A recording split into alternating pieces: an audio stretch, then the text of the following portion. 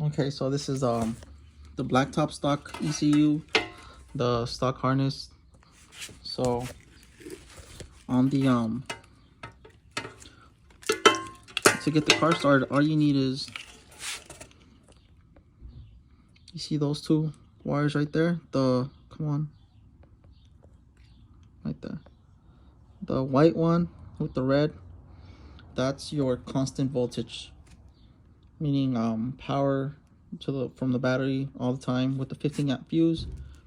And the black one right next to it, that's your 12 volts at the switch. So when you turn your ignition switch, you get power right there. So this wire from the stock harness is black with white. I put this on because I need it for the sand rail. But so anyways, when you turn the 12 volts, turn the ignition switch, you get 12 volts, and it goes to, I think this is the main relay or fuel pump relay, one of those two. I'm not sure. I didn't pull this out of a vehicle. So yeah, so once you get 12 volts at the switch to this wire, you get power to the relay, and then these two are connected. So once you get power here, it goes and it gives it power, and it gives power to that black wire right there. They're both connected right here. As you can see, the other wire goes to the battery, and then the other one gives power to your idle speed control valve, which is this middle wire right here. Gives power to it, and then it splices into the O2 sensor, and it gives power to the O2 sensor as well. And then also it splices into this right here where it says battery right there on the check connector. And then you also get this wire, which is the same wire, going up, and it goes into your injectors. So you follow it all the way up, it comes out here, right here, and it goes into your injectors, and that's what powers your fuel injectors. And you have another wire, this black wire right here, which gets 12 volts at the switch. Let me see, this red wire, if I can just pull it out, it's your,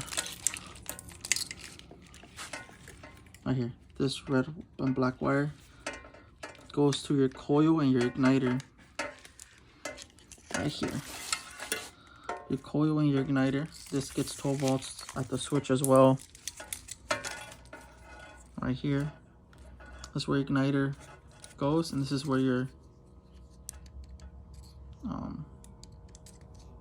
coil would go.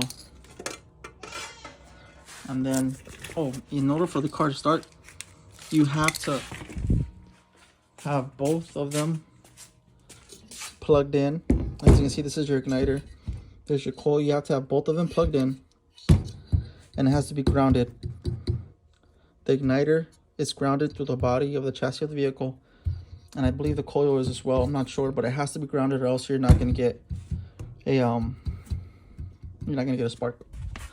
So don't forget, it has to be grounded. Yeah, that's it. Yeah, you just, after that, just plug everything in and you're good to go. So, oh, no.